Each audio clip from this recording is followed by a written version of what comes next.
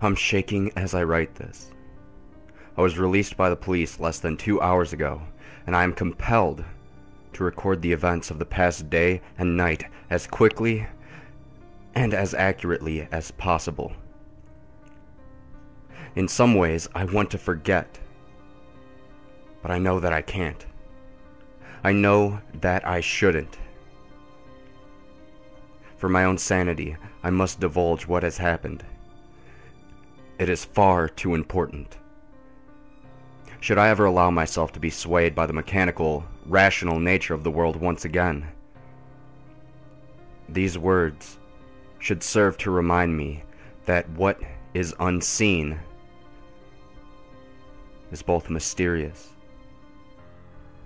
and frightening.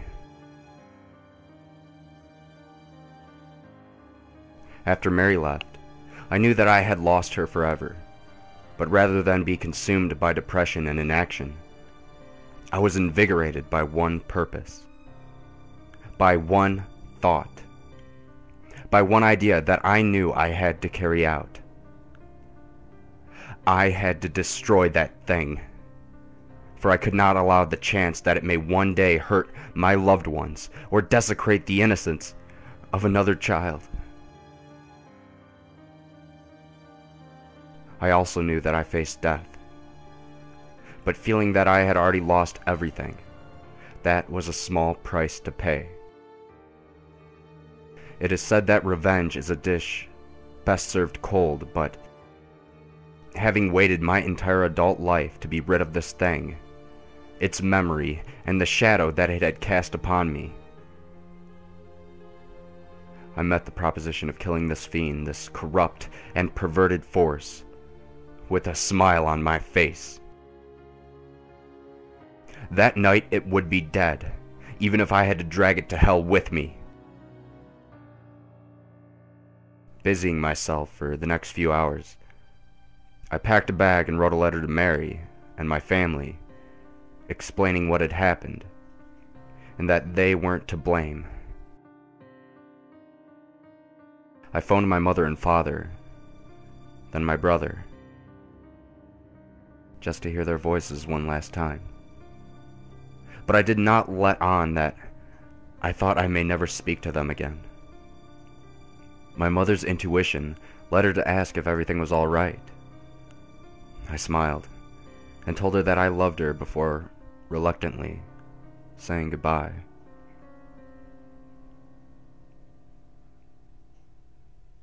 At about 7 o'clock, I made my way out to the car.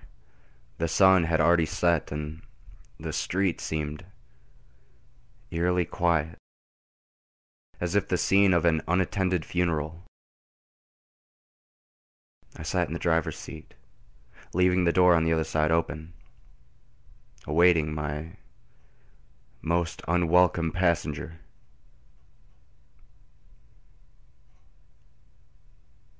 By 9 o'clock, nothing out of the ordinary had occurred. The place remained deserted, and the cold night air flowing through the open door was beginning to bite. As I sat there, contemplation echoed through my mind. I ruminated on the nature of this cadaverous parasite. One question rose out of a sea of thoughts, towering above all else, unmoving and continuous. Can you kill something which is already dead?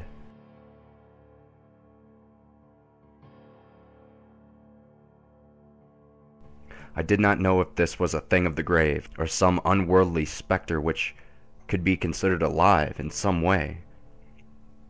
But just as I was reevaluating my plan, there it was. It was subtle at first, but there was a small, almost indistinguishable shift in the suspension of the car.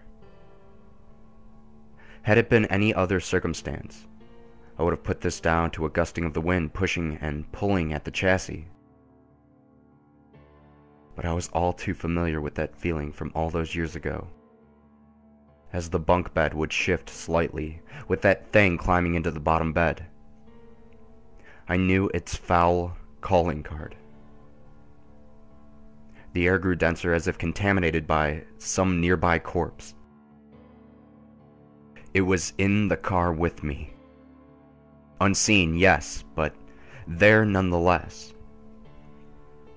As I heard the slightest of whispered breaths from the back seat, I leaned over and calmly closed the passenger door. I turned the key in the ignition, and as I pulled out of the street, I could have sworn I heard a quiet yet distinctly malicious snicker, as if something was mocking me.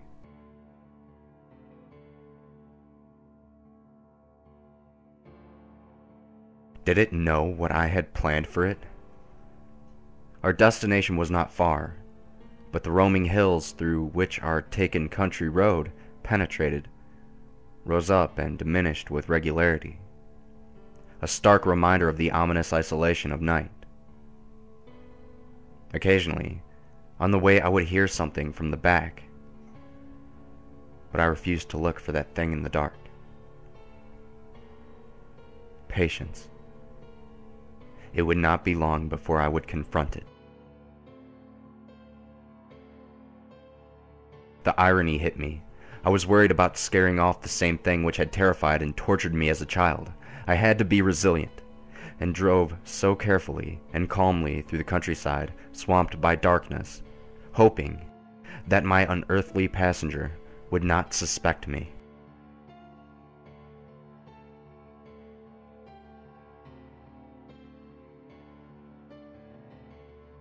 I arrived. The wheels of the car struggled and slid on the undergrowth as I headed off the narrow country road. The landscape had opened up, and as I looked at the broken and rotting trees around me, I felt that it was fitting to come to this bleak place in the cold night, to destroy that bleakest of things.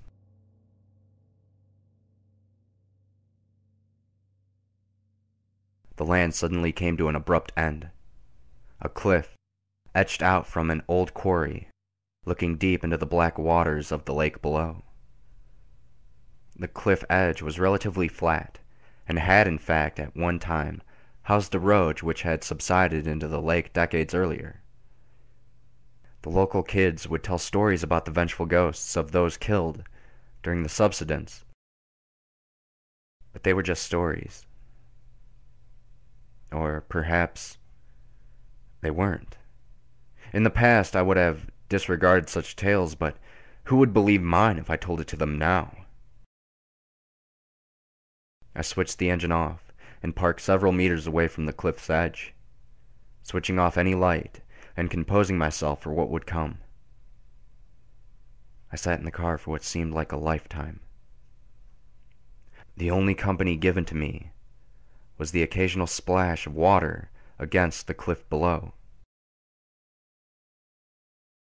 I waited. This thing was smart.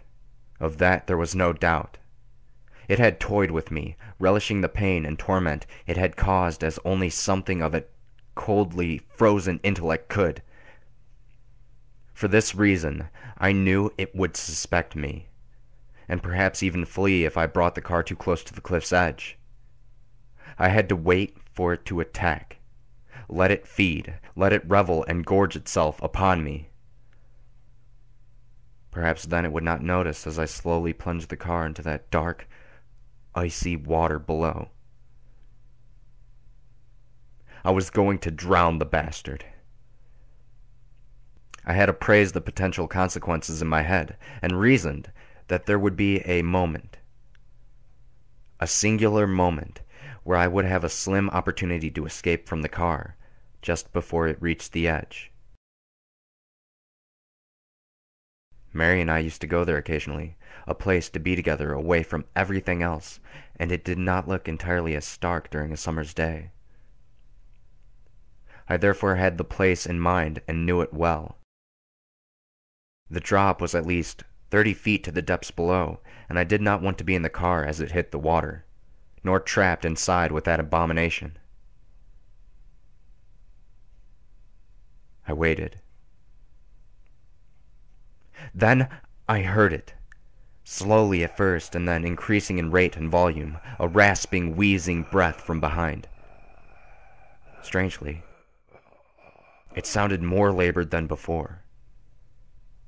Each breath with a struggle, filled with fluid, rotten and decayed.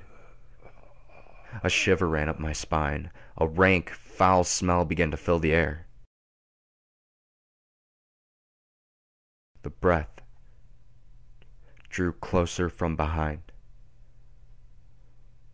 My heart began to race, beating hard and fast as I looked up and saw the windshield begin to ice up from behind. I could see my breath. A natural thing indeed, but what was unnatural was the breath visibly moving across my face from the side. I turned slowly. I wanted to cry.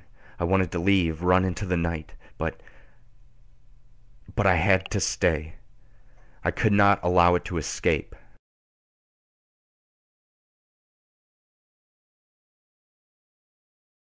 It was sitting in the passenger seat. I was staring at it, and it at me. Hunched over, covered by darkness, contorted, gaunt hands, seized as if fighting rigor mortis, it slowly moved towards me. One bony leg cracked and groaned as it slid over my lap and onto the other side. Oh God, it was sitting on me. It pulled itself in, close to me, and through a shard of light provided by the moon, I saw its face. Skin hung from its jagged features, glassy eyes stared deep into me as its grin spread up throughout its face, unnaturally wide as the result of its half-rotten flesh, exposing the rotten muscles, broken teeth, and sinews of its rancid smile beneath.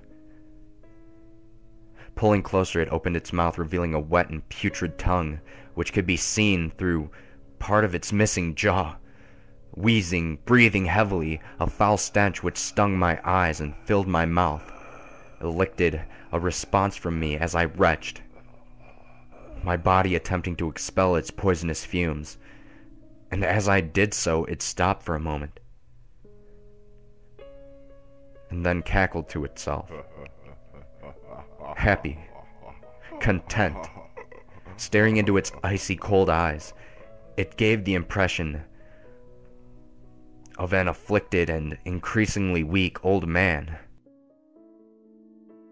It was still incredibly strong, but it seemed as though it had lost some of its potency.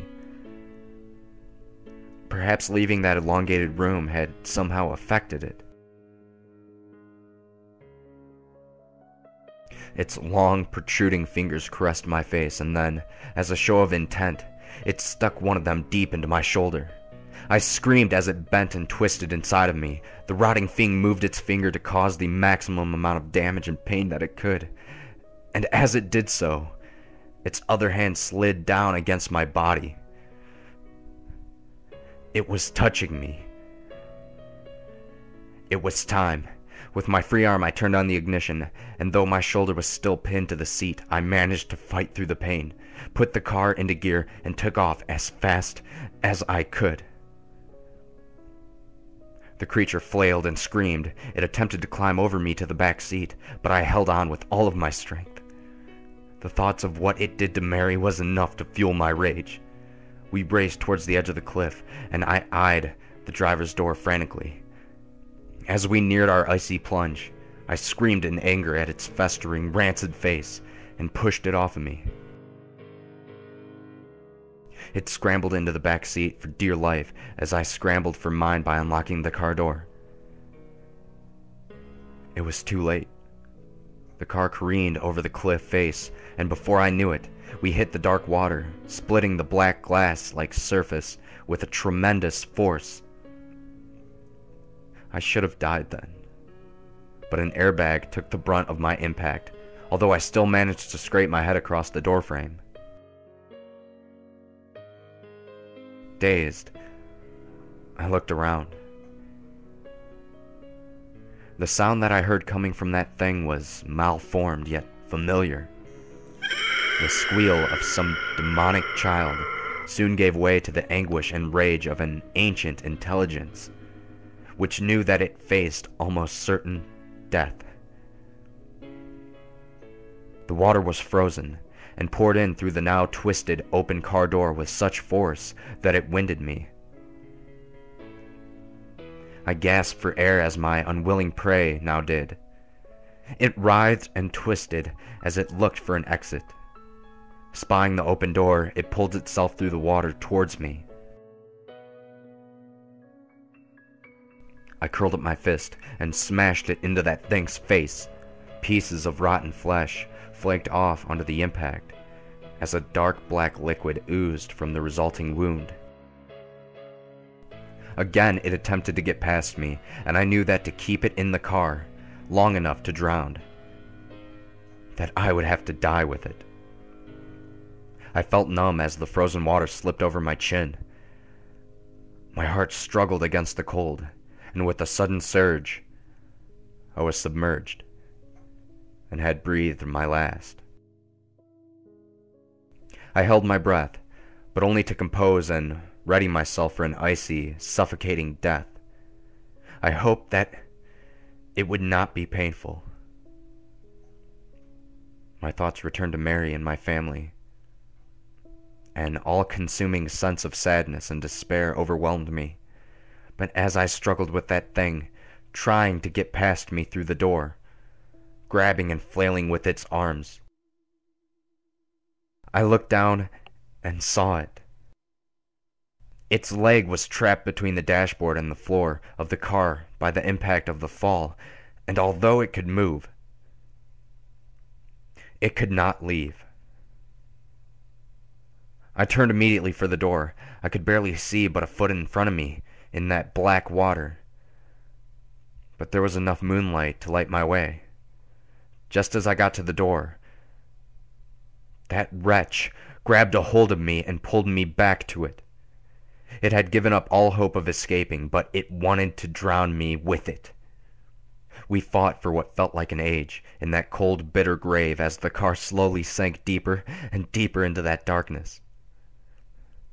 I could now feel my body pleading with me to take a breath, to exhale my last gasp of air, and then inhale the frozen water.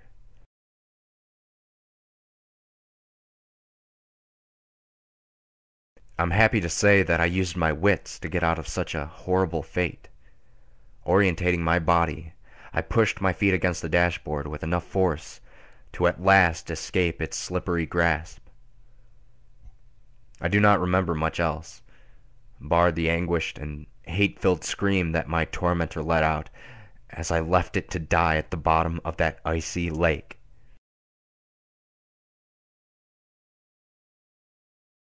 I found myself walking through the wilderness.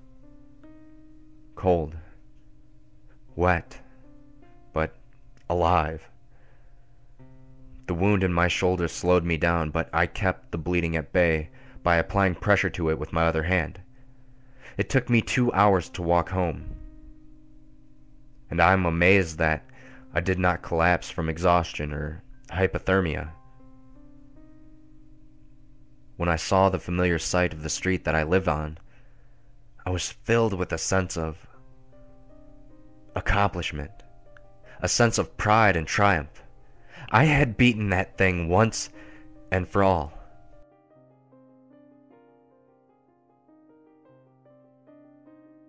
That is until I went inside my house and found a trail of large, wet footprints leading from the front door to my bed. Disbelief took me, despair so sharp and so overwhelming that I am unable to convey it with mere words. It was lying in my bed, waiting, a white sheet covering its emaciated body from sight. The human mind is such a wonderful thing. Just as you believe your body has reached a level of exhaustion that it cannot recover from, that your emotions are so frayed that you feel you cannot continue, A thought springs, as if miraculous from a weary mind. Let it rest, for now.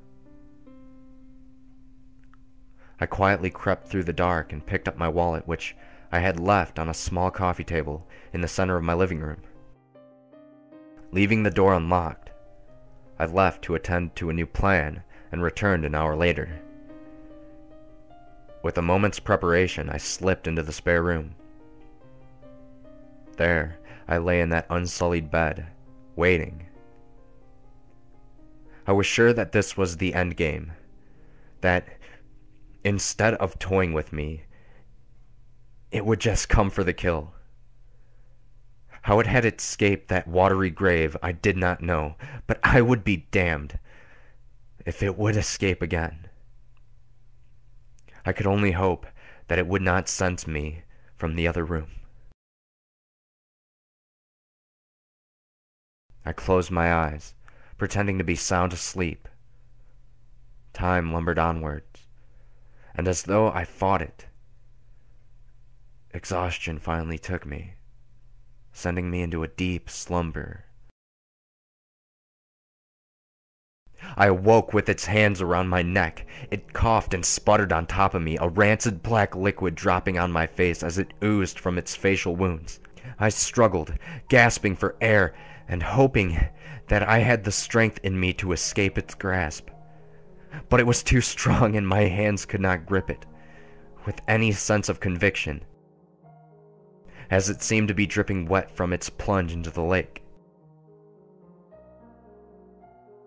It may not have seemed rational at the time, but as my vision dimmed and the last light of consciousness extinguished within me, I did as so many animals do in their last moments. I played dead,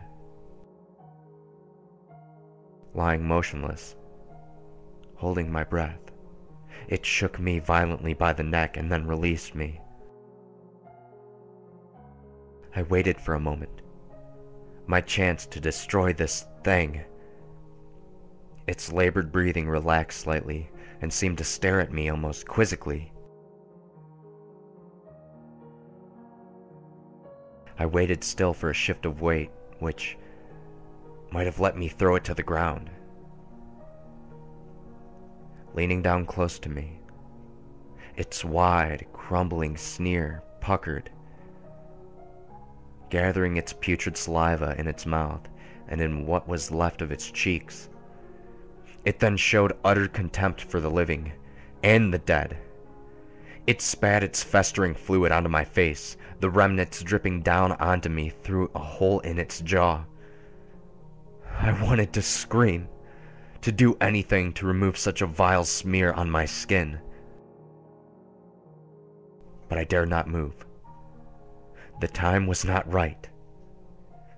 Leaning in closer, it prodded and scratched at the wound in my shoulder, the pain shearing through my body. With all my resistance, I remained motionless. Then it slowly and patiently slid two of its long, distended fingers into my mouth.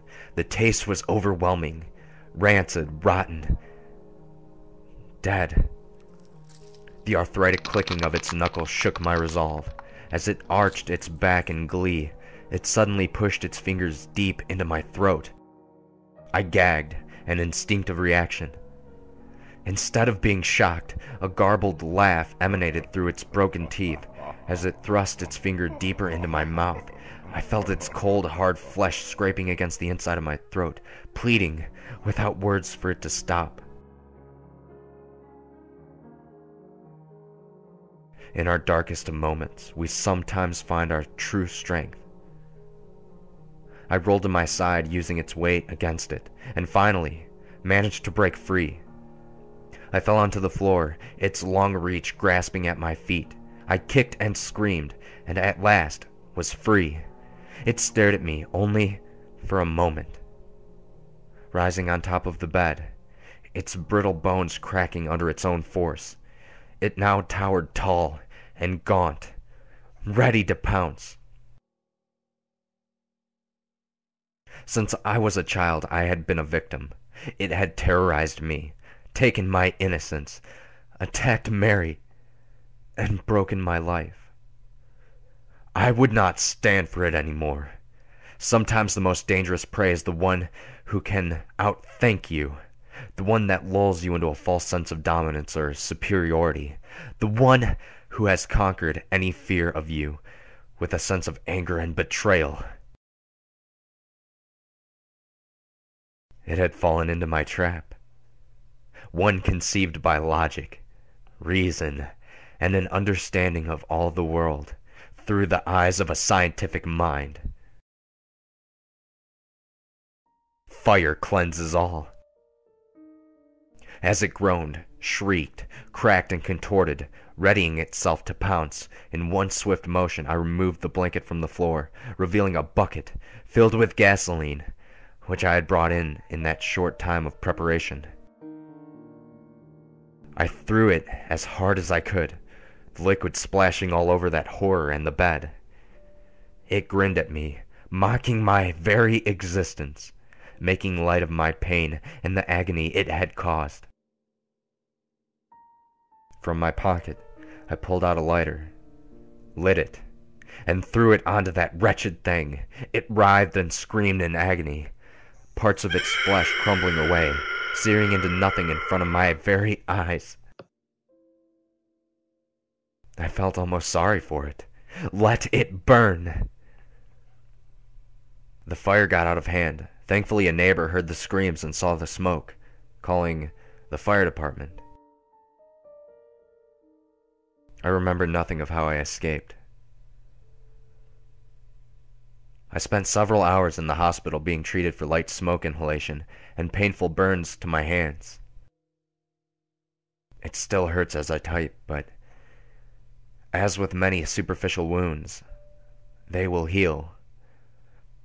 Perhaps there will be a few scars, but I can live with that. The police arrested me shortly afterwards, believing me a murderer. They suspected that I killed someone in that fire and find it entirely suspicious that I have a deep wound in my shoulder and scratches all over my body. I've been told not to stray far in case they wish to ask me further questions. But they can ask away. I doubt they'll believe my answers. They found no remains nor any evidence that someone else was there, bar a strange outline of a figure etched deep into the bed and the wall. It looked as though whatever had been there attempted an escape, but I do not think it accomplished this. A weight has now been lifted from my shoulders, one which I now realize was always there, since I was a child, in fact. I believe that thing had an effect on me, even from distance. And now that it's gone, I feel whole again. I'm devastated that I've lost Mary, and my house can be written off as I'll probably be charged with arson after they realized I started the fire, which means I can kiss goodbye to any insurance claim. My hands ache, as does my shoulder, but my spirit does not. I'm writing this from a hotel room. It's small and unassuming, but it will suit my purpose. Tonight I intend to sleep and dream as I did as a child, before that wretch invaded my life. I believe that it was my rationality which saved me, my logical thought, which allowed me to destroy such an evil. But I will never escape the conclusion that there is much more to life beyond the veil, out there, in the darkness. It's a world I have seen and don't care to revisit. But tonight I will rest, and tomorrow I will build my life again with the confidence that my unwelcome guest is gone. Forever. I can feel it. I know it. It'll take time for me to adjust, and perhaps my mind will play a trick or two along the way. It is difficult to abandon the paranoia of a lifetime. I must learn to accept my safety once again. I refuse to be looking over my shoulder for the rest of my days. But I will always be cautious, as I was when I was in the hospital this morning lying on the bed in the quiet ward. I thought I felt the bed shake for the briefest of moments, but I know that it was just my imagination. I'm glad I have written down my experiences. It has illuminated much about myself to me. And most importantly, should anyone ever, God forbid, find themselves in a similar situation, then maybe you will know what to do. Now, it's bedtime, and I must rest, for I have never known a weariness such as this. Good night,